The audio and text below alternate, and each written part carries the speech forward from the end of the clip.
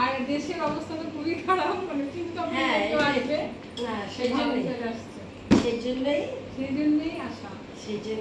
এই যে আচ্ছা বসেন তো। না না না, বসাবসি পরে কি নিয়ে আসছে ভাবি আগে সেটা দেখতে হবে আমাদের। হ্যাঁ,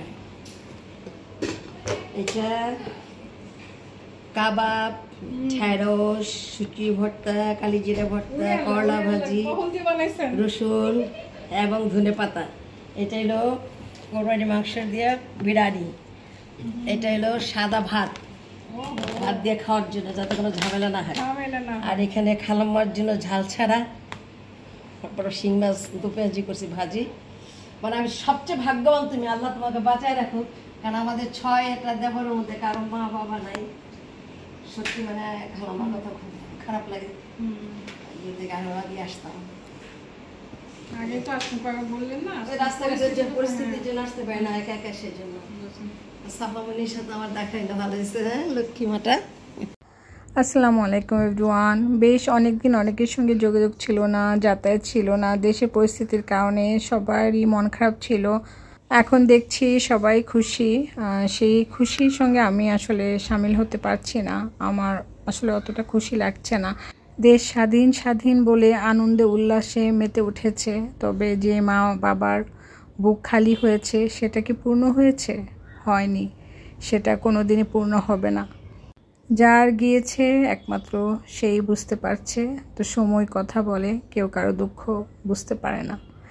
তো আজকে না হয় বেশি কথা নাই বলি। তো এদিকে তো আজকে আমার যা ডিস্কো হবি আমার বাসায় চলে আসছেন। তো উনি একদম মানে সারপ্রাইজ দেওয়ার জন্য আমার বাসায় আজকে আসার প্রিপারেশন নিয়ে রাস্তা থেকে আমাকে কল দিয়েছে যে আমি আসতেছি।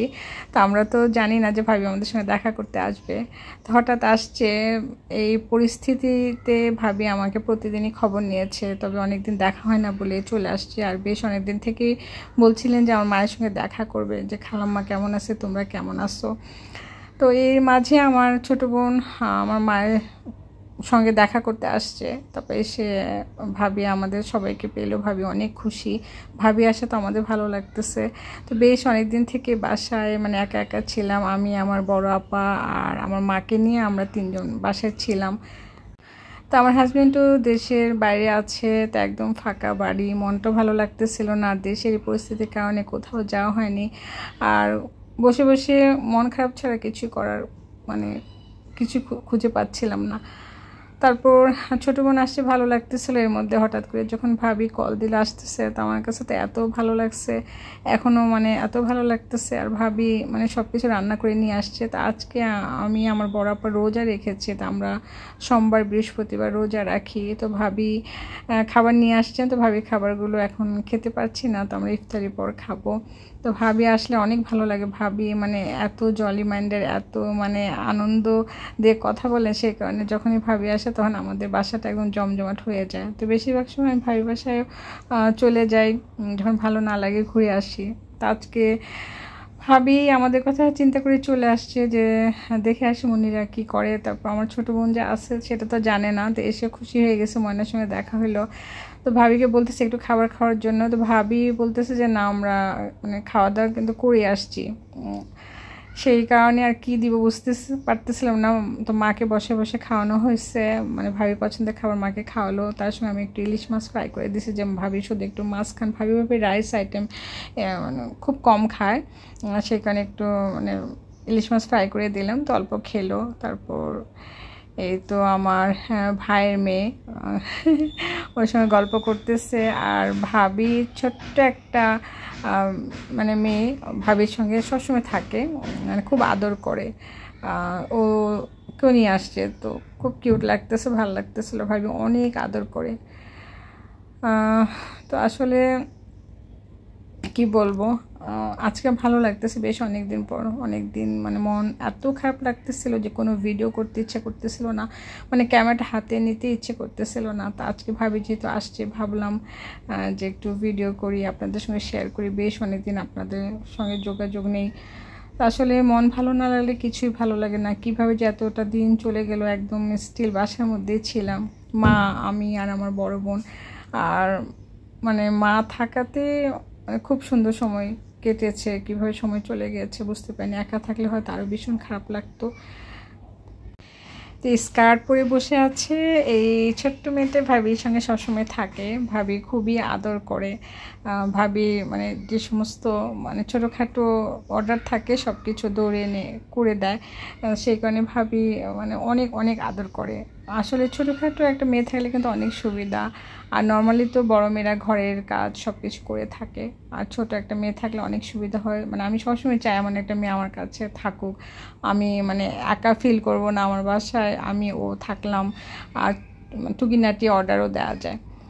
যাই হোক, আজকে দেখে ভালো লাগতেছে, ভাবির এই ছোট্ট মেয়েটাকে নিয়ে আসছে, আর তাকে নিয়ে আমরা গল্প করতেছি, তারপর নানা রকমের কথা হচ্ছে। ভাবি থাকলে মানে অনেক মজা হয়, মানে সবাই ভাবির গল্প শুনতেছে। দেশের পরিস্থিতিতে সবারই মন খারাপ ছিল, তার মাঝে এই ভাবি প্রতিদিনে আমাকে একবার করে খবর নিয়েছে যে কী লাগবে না লাগবে, মানে কোনো কিছু লাগলে আমাকে বলবে। তা আজকে আবার দেখা করতে চলে আসছে। তো এখন আমি কিচেনে চলে আসছি, সসেস দিয়ে একটু পাস্তা তৈরি করবো ভাবতেছি, যে হঠাৎ করে কি তৈরি করবো বুঝতেছি না, আসলে আগের থেকে তো প্রিপারেশনও ছিল না। প্রতিদিনই টেনশনে কিভাবে যে দিন কাটছিল আসলে বলে বোঝাতে পারবো না। আমার ছেলেমেয়েরা যদিও দেশের বাইরে থাকে, তারপর এত টেনশন হচ্ছিল, এক সপ্তাহের মতো তো যোগাযোগ করতে পারিনি।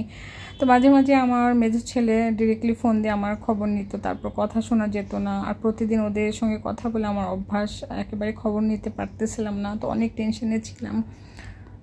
হঠাৎ করেই সব কিছু যেন এলোমেলো হয়ে গিয়েছিল। তা আসলে ভাবতেই অবাক লাগে, মানে কল্পনার বাইরে ছিল যে এমন একটা পরিস্থিতিতে সবাই পড়বে।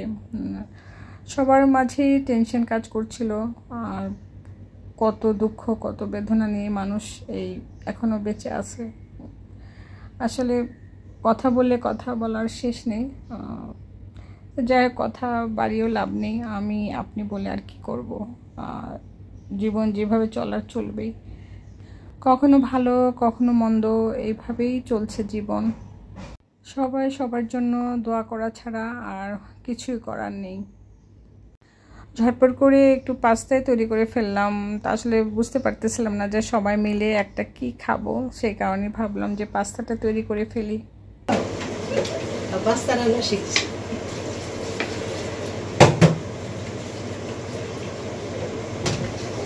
আমাদের ব্লগার শুধু কিন্তু ব্লগ করতে জানে না, রান্না বান্না কিন্তু খুব ভালো পায়। আমার রান্না বান্না কেউ চায় না, কিন্তু দেখাই না। ভাবির বাসায় গেলে ভাবি নানা রকমের খাবার তৈরি করে খাওয়াবে, আর ভাবি যখন আসবে তখন দেখা যায় বলতেই থাকবে যে না তুমি কোনো কিছু ঝামেলা করবা না। আজকে তো না বলেই চলে আসছে, তারপর আবার খাবারও নিয়ে আসছে, দেখতে পেলেন।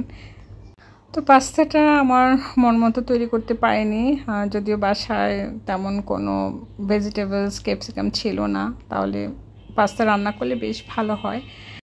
তো একদম সিম্পলভাবে পাস্তাটা তৈরি করলাম, পাশাপাশি একটু পেঁয়াজও ভাজতেছি, ভাবলাম যে একটু গরম গরম পেঁয়াজও তৈরি করি।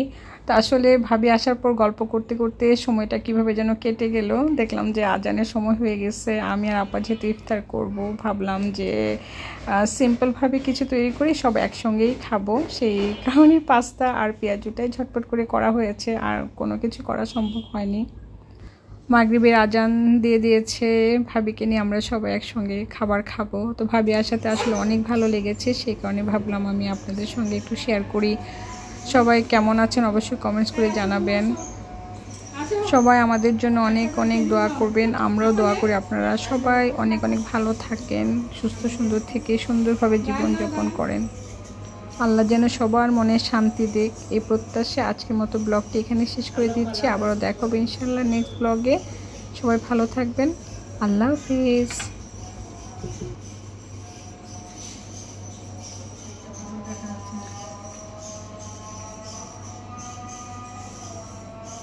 সকালও